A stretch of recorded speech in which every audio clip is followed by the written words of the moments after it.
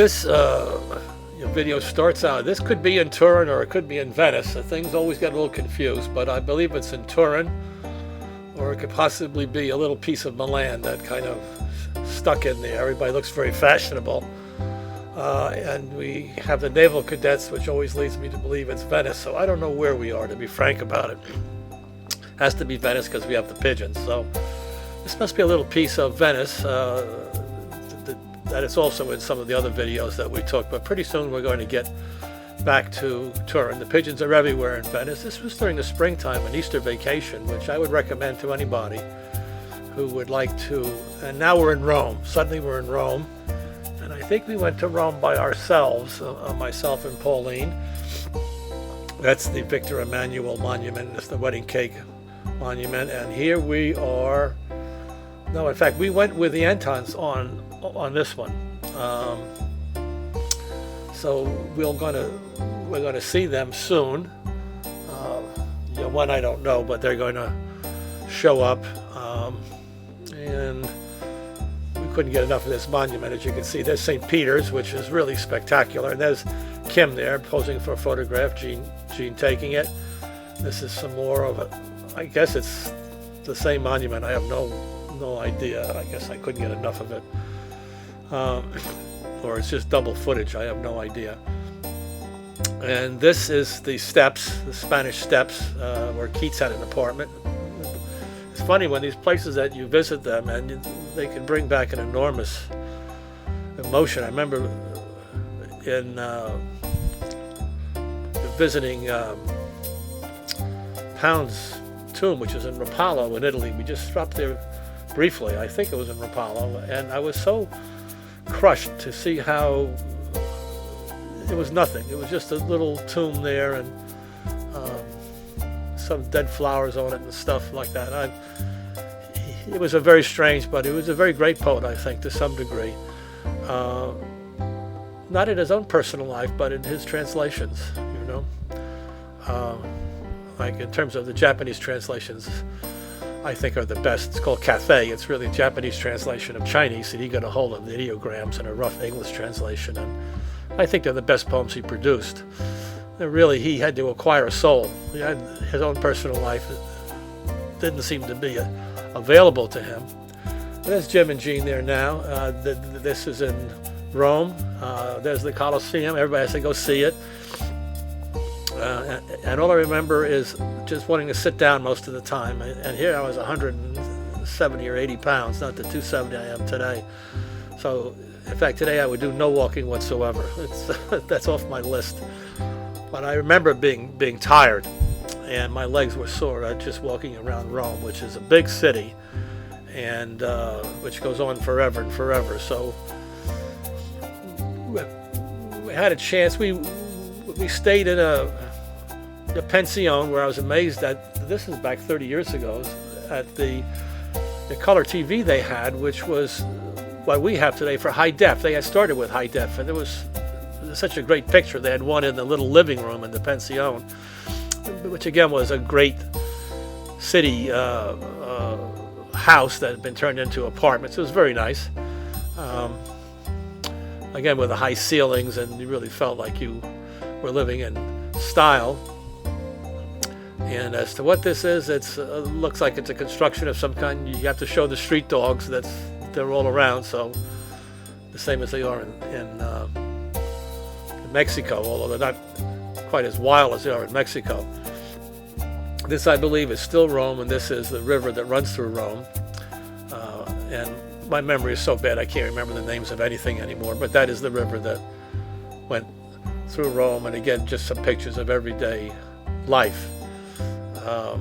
And I guess the river was actually used for some form of navigation in one stage, and here we're back in Venice. We couldn't stay out of Venice. I liked being in Venice. It was the best time that I spent. It was nice spending all of the time in Italy. It's simply the best place to visit because the food is always good no matter where you have it. That's the same in Spain, by the way, and the same in Portugal, and it's almost the same in Germany. They have a lot of street food too that you can get, but the food is always good. But the thing that's nice in Italy is the people are so genial. and they're not really hung up on a whole lot of protocol. One thing that happened to us in Rome is that the conductor, the change conductor at the Rome subway station, when it was 5 o'clock, he just left, and there was nobody to take his place.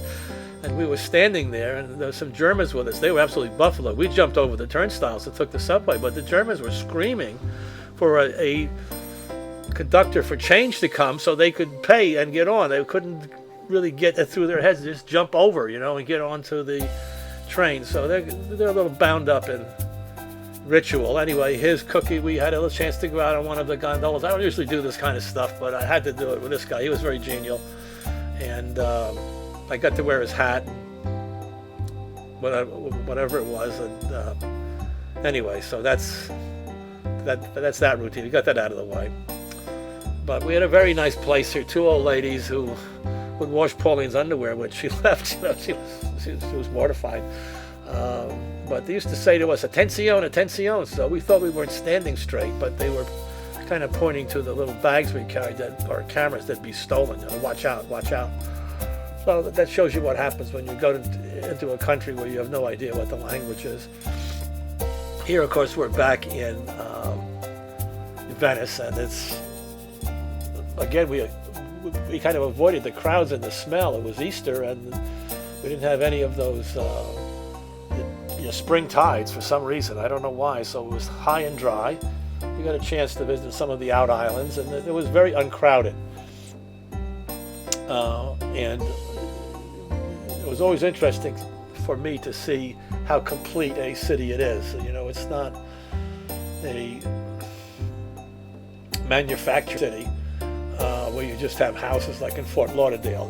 That would be our grand mansions on the canal. Most of them were so overblown and so pretentious that they fit right into the style of Venice. Although Venice houses were really spectacular for their time. If you look at them, they were really quite large. And we went into some of the areas that weren't that touristy, and people live there and they're walking around and the kids are playing soccer and all that kind of stuff. It was a real eye-opener, and they're drying their clothes over the canal. There's nothing like that kind of life here. Just hanging out some clothes. It reminds me of one of Richard Wilbur's poems about the laundry. And here's the Italian submarine came in, and the sailors were all dressed up. They had their latest duds on, and here are some shots. That's not the Grand Canal, but that's one of them anyway. And just to look at some of the tugs and the ocean going, because this is a port, and it pulls in some big ships, and everything's done on the water.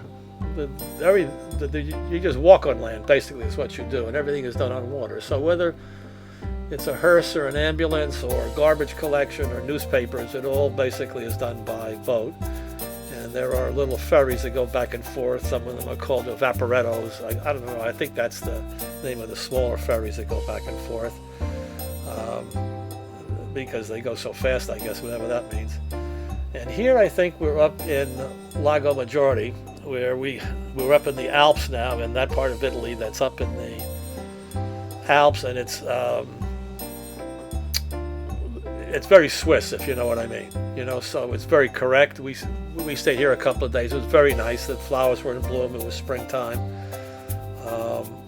and they have these grand hotels there where you can imagine Nabokov living in one of those hotels. And people would collect his meals and bring him his coffee, so he doesn't have to deal with the everyday population, which is fine by me. I'd go for it, And here is, I think we're going out to one of the island castles here, and this is where they had the white peacocks that are all over the place. There are a whole number of lakes up here. There's Lake Como, like this, like that, Lago, and there's a lago where Clint Eastwood also shot up all kinds of people. But this is, I think this is the ferry that comes into the island, if I remember, and or leaving, whatever. And hopefully we'll soon see what takes place on that island, if we're coming and not going. And this is the house, and these are the guns and whatever, I don't know. We should see the white peacock soon. There are lots of mountains. From here we went over to see Etta Rooney in Switzerland. She lived in Bern, and she was visiting there. We visited her parents and stayed there and had a place to crash for a while.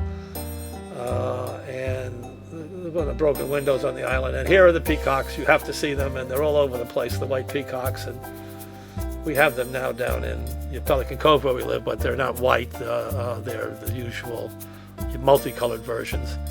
But it was nice to walk around, and they had their little grottos, which were very famous in those days, so people would visit them, kind of make-believe places where you had clamshells and all kinds of nautical architecture. And there's a little rear-end shot, they like to give that to you, the birds. And that's it.